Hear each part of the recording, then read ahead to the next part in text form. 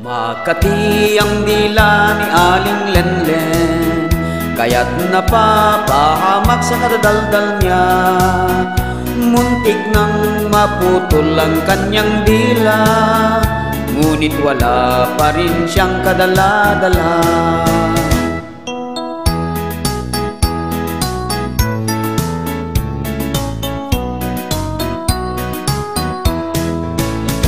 May bisitang pugi ang kanyang kumare, na tindera ng palamang mani. Biglang umulan ng tudo at umanggi, pumasok sa bahay si kumare at ang pugi.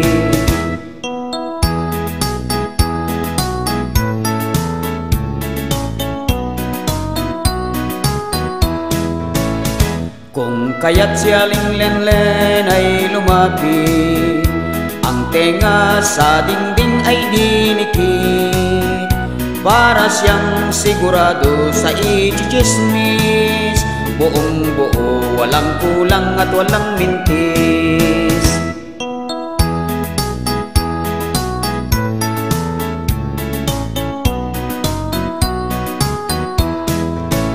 At heto nga ang istorya ni Aling Lenlen, ganito ang nasagap ng kanyang tenga.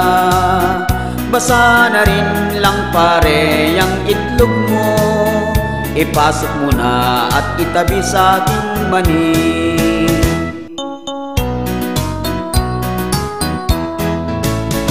Ang chismis ay umabot sa barangay, at sa kumpare niyang nasa Dubai. Ngayon si Aling Lenlen ay di mapalagay, hatulan na sa kasong hinihintay.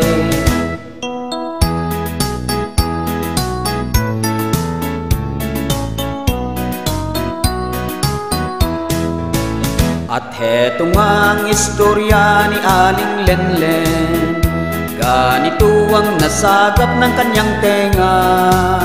Basa na rin lang pare ang itlog mo, ipasok mo na at itabi sa aking mani.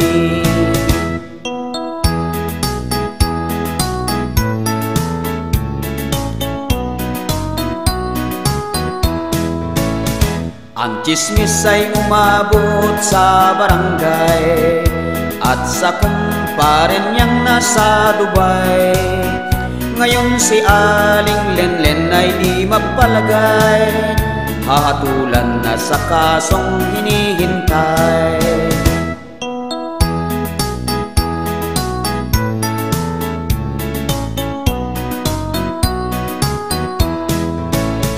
Makati ang dila ni Aling Lenlen, kaya't napapahamak sa kadadaldal niya.